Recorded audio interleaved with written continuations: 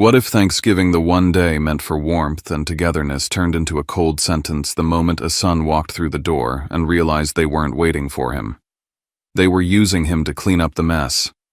And the cruelest part is they didn't just leave behind an empty house, they left a dying man shivering in the dark, treated like an inconvenience they could simply let fade away. Before we dive into today's story, let us know where you're tuning in from. It's always amazing to see where our stories travel. Don't forget to subscribe so you won't miss the next twist in this journey. Now, let's listen to him from the heart. The strategic briefing room at Joint Base Pearl Harbor Hickam always smelled the same. Burnt coffee that had been sitting on hot plates too long, industrial floor wax, and the sharp recycled cold of overworked air conditioning. It was a sterile scent, the smell of hierarchy and paperwork of decisions made far from where consequences actually landed. More than 200 officers filled the room, colonels, lieutenant colonels, senior majors arranged in clean rows that mirrored the military's obsession with order. The front section was reserved for VIPs, generals, commanders, people whose presence alone bent conversations around them. I sat in the very back row, seat near the aisle, spine straight, eyes lowered, hands folded loosely in my lap. I'd perfected the art of being unremarkable a long time ago. Not in combat, not in training, at home. If you didn't draw attention, you didn't invite correction. If you didn't speak, no one could twist your words. Do the job, file the report, disappear. On paper, I was Major Ryland Rye Vexley, United States Air Force, mid-30s on the roster, but just over 30 in reality. My visible assignment placed me squarely in operations and coordination, important enough to justify a seat in the room, bland enough to never raise questions. I was the kind of officer people nodded at in hallways and immediately forgot. Down front, under the bright white lights, sat my father, General Stanton Vexley, 3 stars on his shoulders. A man who'd spent decades mastering not war but rooms. He knew how to laugh loud enough to fill silence, how to pause just long enough before speaking so people leaned in. When he shifted in his chair, conversations adjusted around him without conscious thought. I didn't hate him anymore. That stage had burned out years ago. Hate takes energy, and I'd learned to conserve mine. What I felt instead was something quieter and heavier. Every time I was in the same space as him, I felt myself shrink not in rank or competence, but in permission. As if I still needed approval just to exist in his line of sight. The briefing droned on. Slides clicked. Pens scratched paper. Someone whispered a joke near the front and my father laughed, booming practiced. The kind of laugh that reminded everyone who owned the oxygen in the room. Then the pressure changed. It wasn't a sound at first. It was the instinctive tightening in the chest, the way trained bodies register disruption before the mind names it. The double doors at the back of the auditorium flew open, not creaking politely but snapping wide with controlled force. A man stepped through. He wore Navy working digital camo stark against a sea of Air Force blue. His boots hit the carpet with purpose. On his collar, the silver eagle of a full colonel. On his chest, the unmistakable trident. SEAL Colonel Gideon Rusk. He didn't scan the room. He didn't acknowledge rank or protocol. He walked straight down the center aisle like it had been cleared for him in advance. Conversations died mid-sentence. Even my father's laughter cut off as if someone had pulled a cord. Rusk stopped 10 feet from the stage. I need a Tier 1 sniper. The words weren't loud. They didn't need to be. They carried with the weight of urgency and consequence, the kind that only comes from someone who lives in a world where minutes decide who goes home. Before my mind could catch up, my body reacted. I stood. Not because I wanted to be seen, not because I wanted recognition, but because that sentence, those exact words, weren't part of a briefing. They were a summons. A request phrased in operational language aimed at an asset that officially didn't exist. I knew Rusk wasn't here for my father.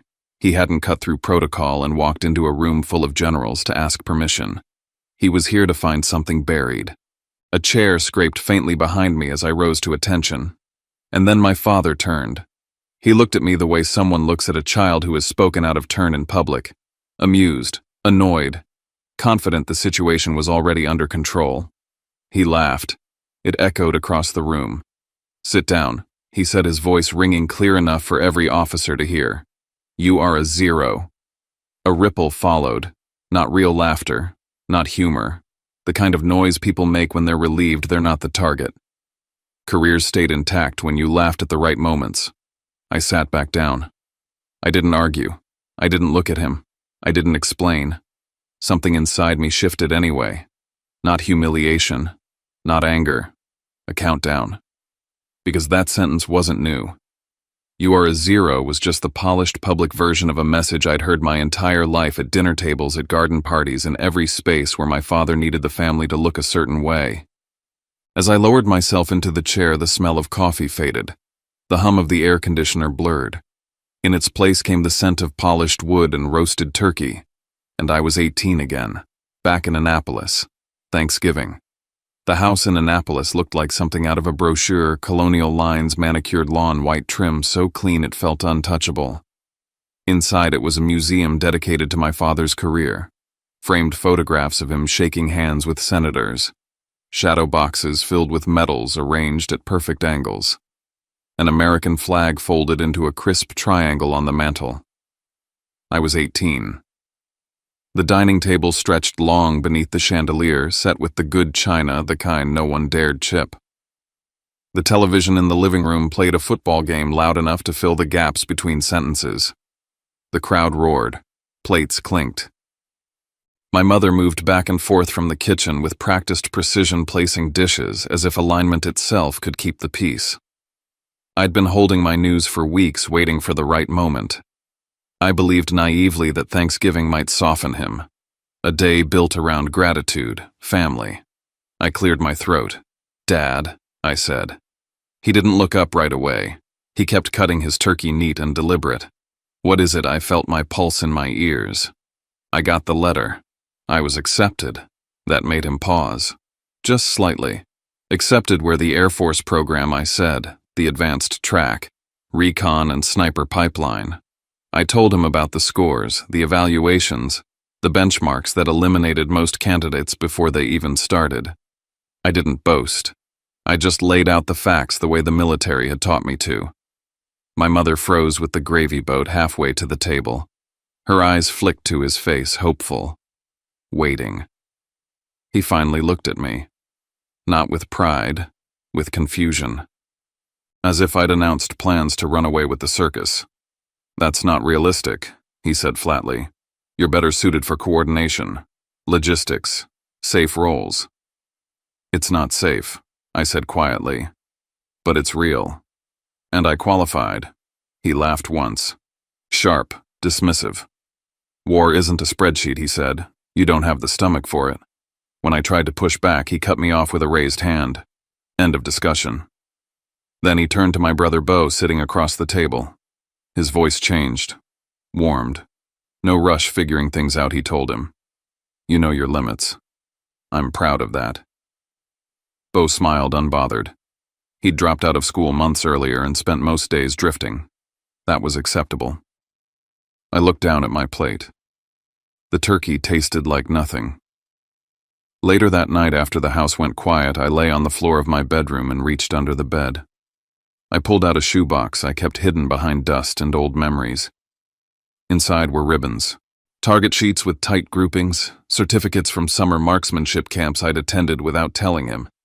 Proof of something I was never allowed to be good at. I'd learned early that talent was only acceptable if it fit the image. Downstairs, my mother scrubbed a roasting pan in the sink, her hands red from hot water. "Why does he do that?" I asked her. She didn't turn around. "He worries." "It feels like erasure," I said. She finally faced me, tired eyes soft with something like apology. "Don't make it harder. It's easier if you let him be who he is." That night I decided to disappear inside my own house. No more sharing, no more hoping. I didn't know then that invisibility, forced at first, would become the foundation of everything that came after. Or that one day a man would walk into a room full of generals and demand a ghost, and that my father, for the first time in his life, would realize he'd never really seen me at all. I was 21 when the shoulder gave out. It happened during a nighttime land-nav drill at the Western Training Zone, cold air cutting through soaked BDUS, sweat burning into scrapes. I hadn't noticed my rucksack dragging against a rib that would later show up fractured on the X-ray. We were pushing through the final waypoints when my boot caught something slick under the mud. 1 second I was moving. The next I was flat on my side with a crack I felt deep in my chest. They sent me to the base infirmary. A curtain, morphine, and silence. I lay there staring at the speckled ceiling tiles while the morphine dulling my bones couldn't numb the louder sting the voice I could already hear in my head. I didn't call him. It wasn't even a debate. I knew how the conversation would go. No concern, no warmth. Just a lecture dressed as a verdict. So I didn't call. But my mother did. I knew she would. And that's what made it worse, because a part of me, no matter how hardened I thought I was, still waited for something soft to come through the line. The phone buzzed on the tray beside my bed. One text. No greeting. No punctuation. Taichua. Boji. Venha. Song Cho Jang Hoang. I stared at it for a full minute. That was it. No, are you okay? No, we're coming. Just a command. As if pain was proof he had been right all along.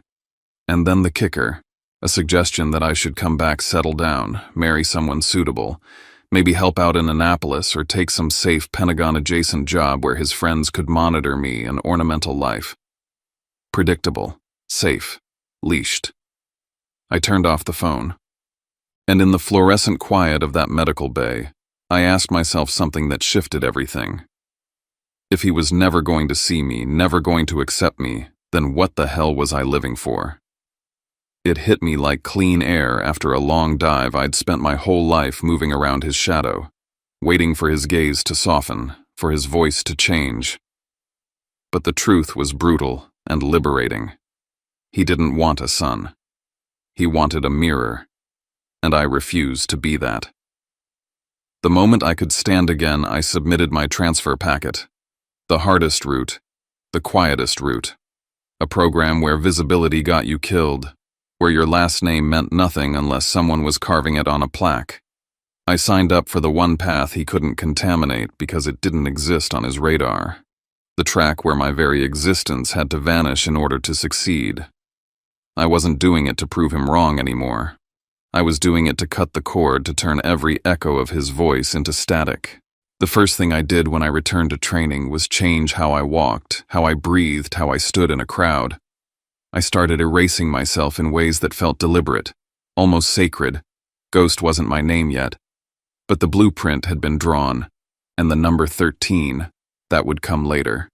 Earned, not chosen. The moment I left that infirmary, I was no longer his son.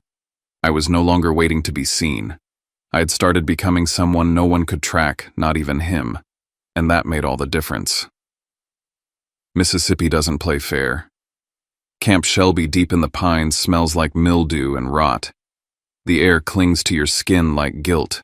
It seeps through your boots, your collar, your pores. The bugs don't care who your father is, and neither does the mud. It just swallows you whole. That was the start of sniper school. I was 22. My body still ached in places from the fall, but I carried it like a secret, tight-lipped, no limp. Because weakness wasn't a wound here. It was a signal flare. And in this course, signal flares get you cut. The intake was brutal forced marches, water obstacles, elevation drills, simulated stress, sleep deprivation, hunger noise. They stripped us down until all that remained was instinct and will. Then came the harder part, stillness. The art of becoming nobody. Stalking drills lasted hours. Crawl inch, breathe shallow. Learn how a leaf bends when it's stepped on wrong. Learn what scent carries on wet air. Learn the exact pressure your elbow puts into soft dirt before it becomes a trace. The instructors didn't speak much. They didn't need to. Every failed movement ended with a spotter's glare and a hand signal to get out. The hiding tests were worse. Lie still under brush for 8 hours. No scratching, no blinking off rhythm. Swallow too loudly, and you're found. Get bitten, stung, cramped, no matter. Don't move. One guy quit mid-shiver. Another started crying into his sleeve and disappeared before morning. But I stayed. Because this wasn't about passing. It was about shedding the last of what made me traceable. Report drills followed. You observe. You record. No embellishments, no instincts. Just what you see, how far, how long, and in what direction. Emotions are a liability here. Then the shooting began. Long range, variable wind. Angle calculations, thermals, elevation. Breathing technique, heart rate, humidity. Each round was math. Each miss was a death. You don't get second chances at 1,000 meters. My first few rounds were tight. Not perfect, but close. And then the whispers started. Vexley isn't his dad, some general guess that explains how he got in. The name was supposed to mean nothing here, but it followed me like a stain. Some guys started watching me differently. I caught instructors hovering longer at my firing station, double-checking my logs. I was sent on randomized drills, more often pushed into back-to-back assessments until my vision went gray around the edges. I didn't complain, because part of me needed it. I wanted them to see I wasn't built from privilege. I was forged from rejection. But then something strange happened. After one stock report, I noticed a symbol on my file. A strange mark, non-standard. It wasn't from our instructors. Someone else had eyes on me. Someone higher. Someone outside the school structure. That changed everything. I wasn't just being evaluated, I was being hunted, or recruited. I didn't know which was more dangerous. Then during a critical week, a call came through. My mother. Again. The message was polite, soft. Your father wants you home for the ceremony. Important guests.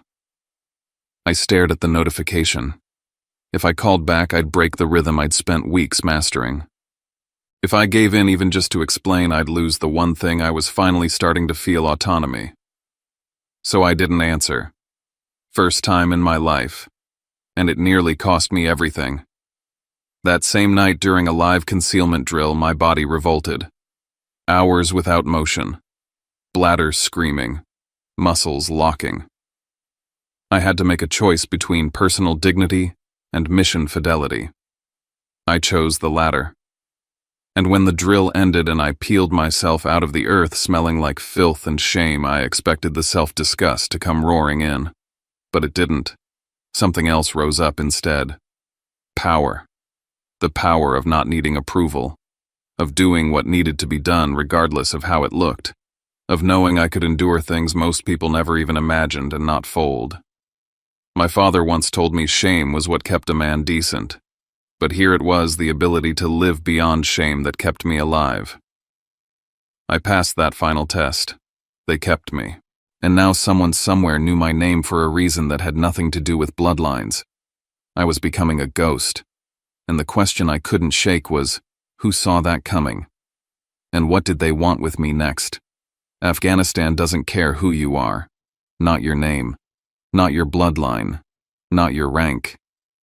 It just strips you down to muscle memory and instinct, and if you're lucky, a steady finger when everything goes loud. Kunar River Valley. High ridgelines like jagged teeth. Dust so fine it lived in your lungs for weeks. Nights so cold they cracked your lips open before dawn. That's where I earned my first stripe that didn't go on any ribbon rack. My assignment was Overwatch. Long-range support for a joint task force moving into a compound suspected of holding a high-value hostage. Intelligence was vague weather worse. We inserted under moonlight with enough gear to sink a truck. They gave me elevation, a good angle, and a spotter who didn't talk unless he had to. We crawled for 6 hours to get to our perch. Wind was chopping hard through the valley, throwing every calculation into chaos. The team moved below us, 8 silhouettes flowing between rocks, cover to cover. Then everything snapped. A sharp whistle over comms. We're pinned. RPG, 11 o'clock, 10 meters from compound wall. I didn't wait. My spotter called distance 927 meters. I already had eyes on. Narrow figure. Shouldered launcher. The math kicked in, fast wind at 22 knots crosswise. Drop 6 feet at this range. Exhale on the half beat. Trigger squeeze, not pull. Let it break itself. The shot cracked through the valley like a signature. Target folded. RPG dropped harmlessly. Radio went silent for a second. Then target down. Moving. No one said thank you. No one turned around. That's how it's supposed to be. Do the job. Vanish. That night as we exfiltrated through freezing fog, I didn't say a word. Neither did my spotter. But when we reached the rendezvous and I stepped away to reload gear, I heard it. He's like a damn ghost. The name stuck. Not because I wanted it, but because no one could remember what else to call me. Ghost wasn't a nickname. It was a placeholder for someone you never saw coming but who left a mark that couldn't be undone. Tours blurred after that. The missions got harder. Deadlier. We stopped keeping count of how many nights we didn't sleep. How many times the terrain almost killed us before the enemy even had the chance. I got good at vanishing. At turning up only when necessary.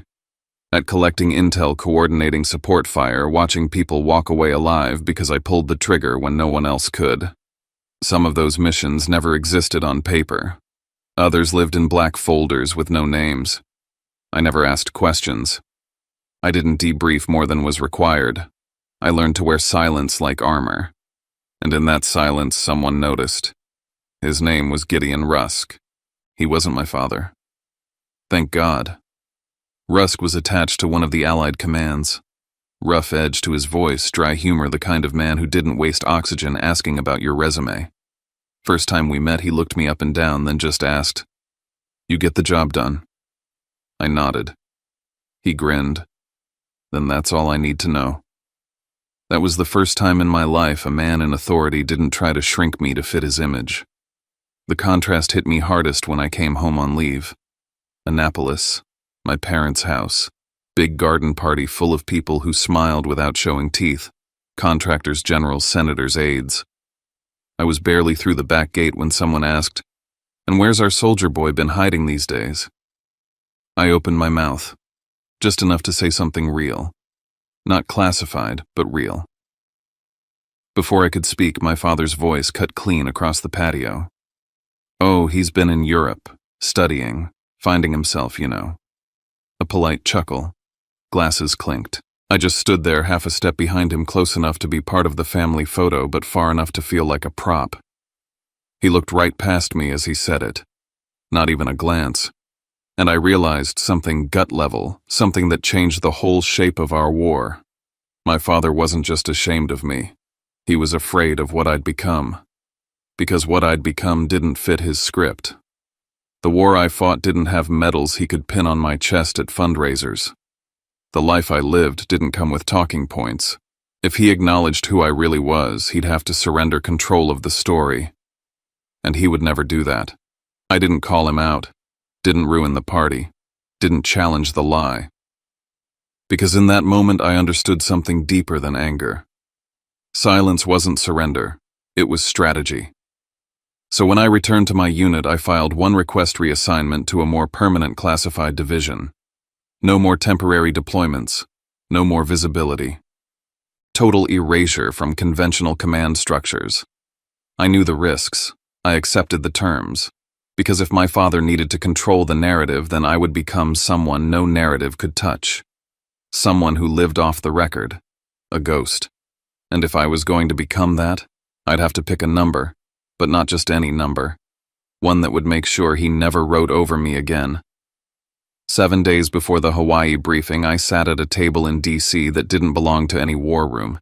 It was a seafood place in the wharf, the Salt Line. Off-duty, no uniforms. Just a handful of us who'd bled enough to earn the right to sit in silence and not explain the bruises. I was laughing for real for the first time in weeks.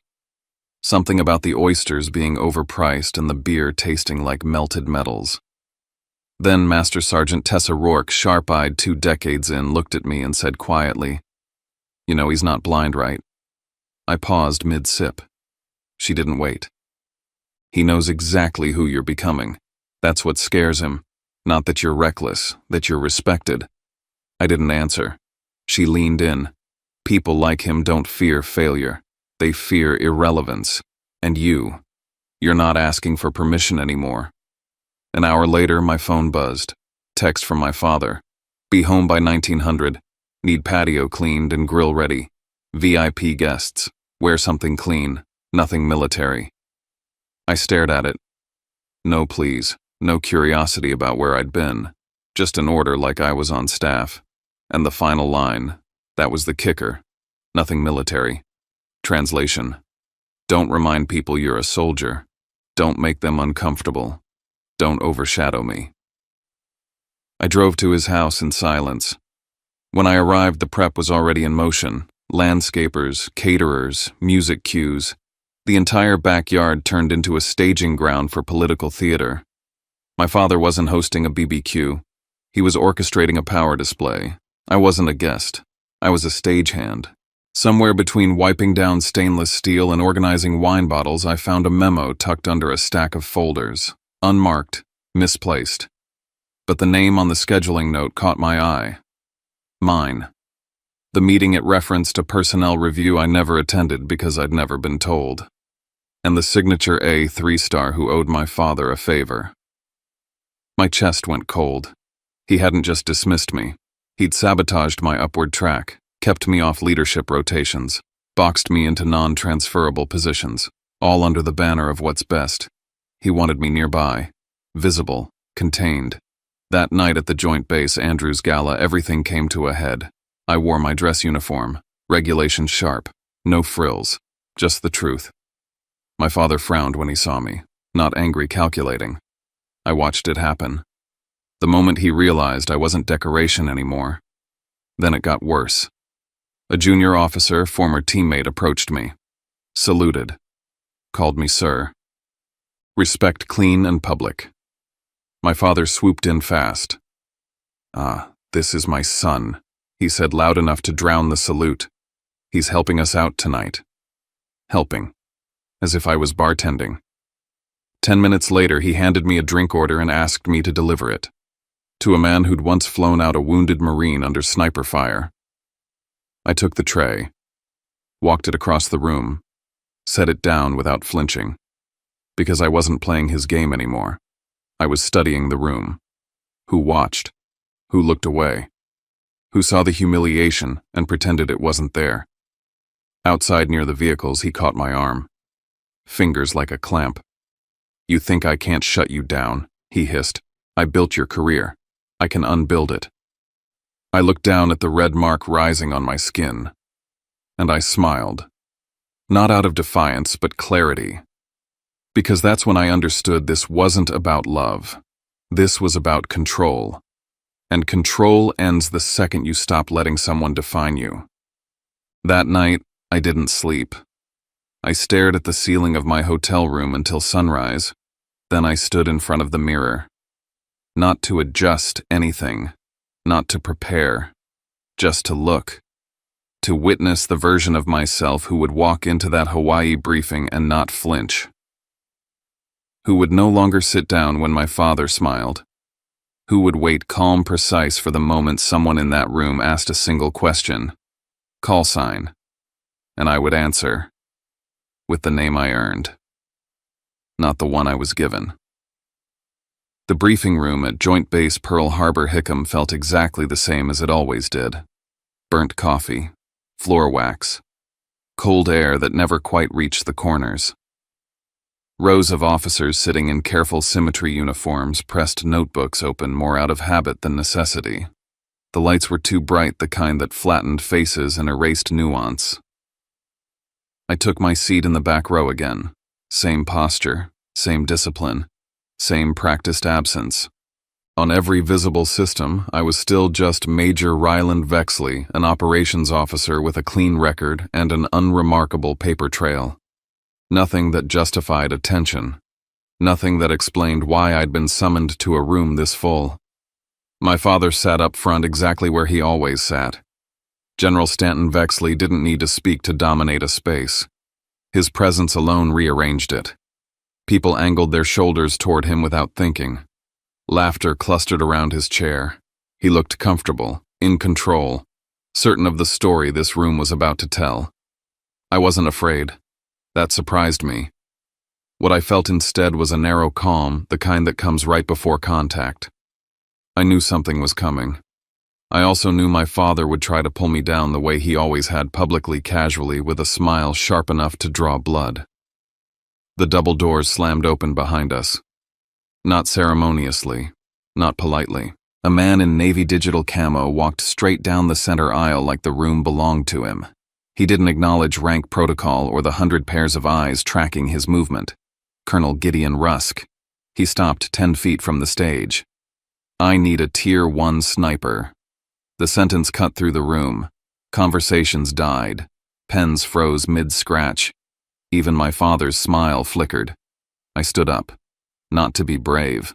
Not to be defiant. Because that sentence wasn't rhetoric. It was a live request.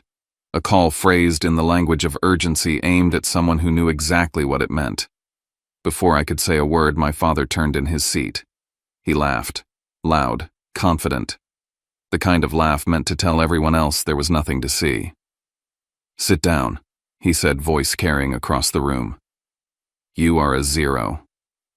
A ripple of nervous laughter followed. The safe kind. The kind that protected careers. I didn't move. My father's expression shifted just slightly. He said my name again, slower this time, layering authority into every syllable. Then he escalated, his voice sharpening as he referenced discipline chain of command consequences. He wasn't just correcting me anymore. He was asserting ownership. That was when Rusk stepped forward. He placed himself between my father and me, his back to a 3-star general, his attention entirely on me. It was a small movement, but the effect was immediate. The room went quiet in a way I'd never heard before. Rusk didn't argue. He didn't explain. He asked one question. Call sign I answered without hesitation. Ghost 13. The temperature in the room changed. Rusk's eyes narrowed not with suspicion, but with focus. He followed up with rapid-fire checks, sector identifiers, mission parameters, operational references that meant nothing to anyone outside a very narrow circle. I answered every one. Clean, precise, no extra words. I confirmed access levels that weren't supposed to be discussed in rooms like this. Enough to make it unmistakably clear that I did not exist inside the system my father controlled. I watched my father's face drain of color. His smile vanished. His hands clenched against the armrests. He looked around the room, searching for someone to back him up, to laugh it off, to reassert the script. No one moved. Rusk addressed me directly, issuing orders with the ease of a man who knew the clock was already running. Wheels up. Minutes, not hours. I didn't look at my father. I looked at Rusk and acknowledged. As I stepped into the aisle, the people who had laughed earlier shifted out of my way without being told. My father rose, blocking my path in a last reflex of control. "You're not going anywhere," he said. "I forbid it. I'm your father." I stopped long enough to meet his eyes. "You don't have clearance to discuss this, General," I said evenly. Not loud. Not angry. Just true. Then I walked past him. The doors opened. Sunlight flooded in, harsh and blinding. Behind me was the world he curated. Ahead of me was a mission that didn't care who raised me. Hours later, the hum of engines replaced the echo of that room. The operations center was all green light and muted voices. Screens flickered with live feeds. The smell of diesel and overheated electronics filled the air. Rusk's team was pinned down. Terrain unfavorable. Enemy dug in. I took position, ran the calculations, synced breathing to the pulse in my ear. My secure phone vibrated. Missed call. My father. Then another. I didn't need to answer to know why he was calling. It wasn't concern. It was panic. The kind that comes when control slips through your fingers. I looked at the screens again. One showed a name on my phone. The other showed men who needed me. I powered the phone off. The shot traveled clean and true. The window opened. The team moved. I cycled the bolt. A single casing hit the floor with a sharp metallic sound. No celebration, no words. Just the job done. And for the first time in my life, the silence afterward belonged to me. War doesn't end cleanly. Neither do reputations. While my days blurred into missions, briefings, and after-action reports measured in minutes and margins, another conflict unfolded back home. It moved slower, quieter, but it cut just as deep. The story from the Hawaii briefing spread the way rumors always do through gyms, hallways, officers' clubs. Not exaggerated, not dramatic, just repeated. He didn't know. That was the part that stuck. A 3-star general known for controlling everything in his orbit had stood in a room full of peers and realized he didn't know who his own son was. That contradiction did more damage than any accusation ever could.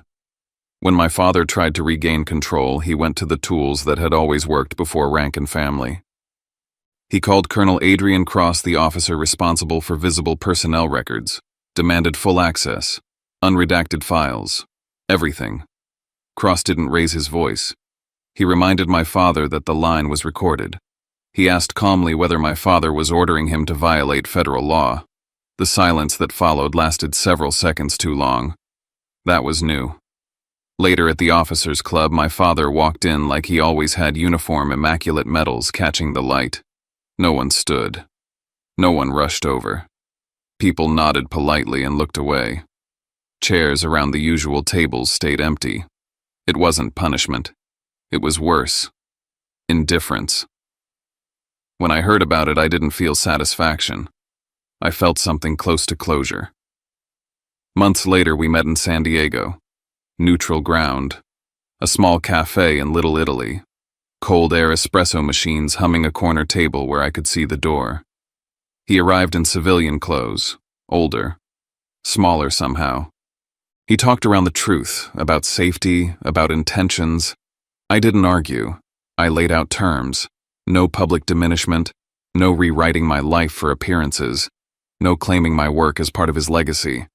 I didn't ask for pride, I asked for respect.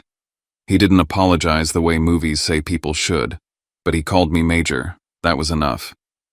Years later, at a promotion ceremony in Colorado Springs, I chose who pinned my rank. Master Sergeant Tessa Rourke. My father watched from the audience, not directing, just witnessing. Afterward, a young officer approached me, voice low, eyes tired. He talked about family pressure, about being forced into roles that didn't fit. I listened. Then I told him the only truth I knew for certain. Family can give you a name. They don't get to write your life. Ghost 13 was who I had to become to survive. Now I live as the man I chose to be. And that's enough. Sometimes the most powerful thing we can do is quietly draw a line and hold it. Not in anger, not for revenge, but simply because we've finally remembered our worth. This story isn't about defeating someone. It's about what happens when the weight of old roles finally lifts and a person starts breathing in their own name again. When a son stops trying to win a father's approval and instead chooses peace.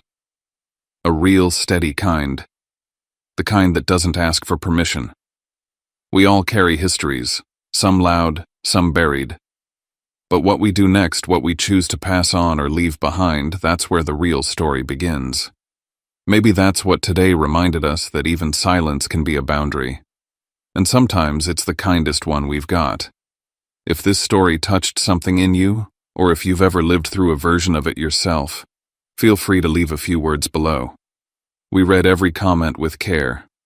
And if you'd like to be part of a space that holds stories like this quietly, respectfully, consider subscribing. It means a lot.